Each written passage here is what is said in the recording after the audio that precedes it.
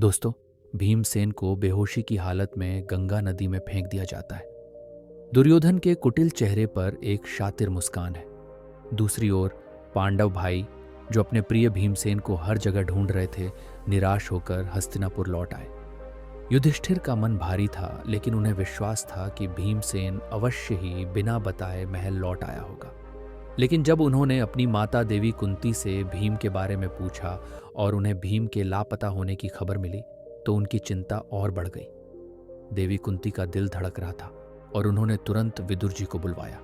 उनकी आंखों में भय और आशंका साफ झलक रही थी। विदुर जी को बुलवाकर देवी कुंती ने अपने पुत्र भीम को ढूंढने की विनती की। उन्होंने अपनी आशंका भी व्यक्त की कि कहीं दुर्योधन ने उनके पुत्र भीम को मरवा तो नहीं दिया। विदुर जी का चेहरा गंभीर था। उधर नागलोक में बालक भीमसेन कुंडों का रस पीकर 8 दिन तक सोते रहे। उनके शरीर में अद्भुत शक्ति का संचार हो रहा था, परंतु इस बीच हस्तिनापुर में चिंता और दुख का माहौल था। भीमसेन के न मिलने पर सभी पांडव और देवी कुंती गहरे चिंतन में डूबे थे। 8 दिनों बाद भीमसेन की कोई खबर न मिलने पर सभी को लगने लगा कि दुर्योधन ने उन्हें मार डाला होगा। हस्तिनापुर में सब इस बात की दबी जुबान में चर्चा कर रहे थे, परंतु किसी के पास कोई प्रमाण नहीं था। जब भीष्म पितामह को विदुर जी से यह बात पता चली, तो उनका हृदय दुख से भर गया। उन्होंने कहा, यह दुष्ट दुर्योधन अवश्य ही कुल का नाश कर डालेगा।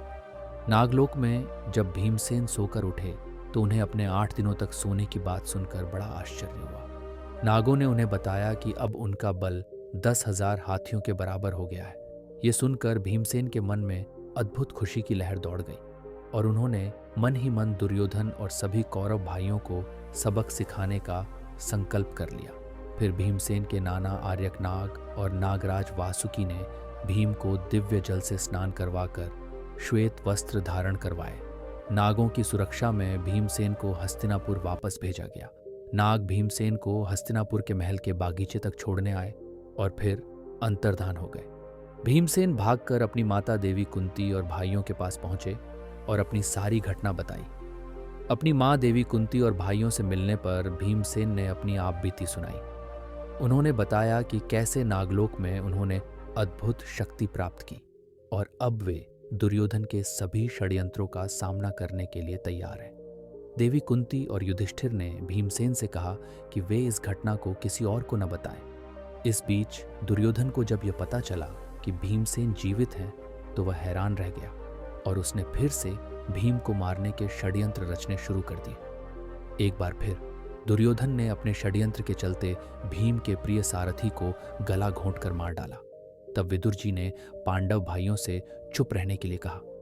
इस बार दुर्योधन और शकुनी ने मिलकर भीम के भोजन में विष मिला दिया।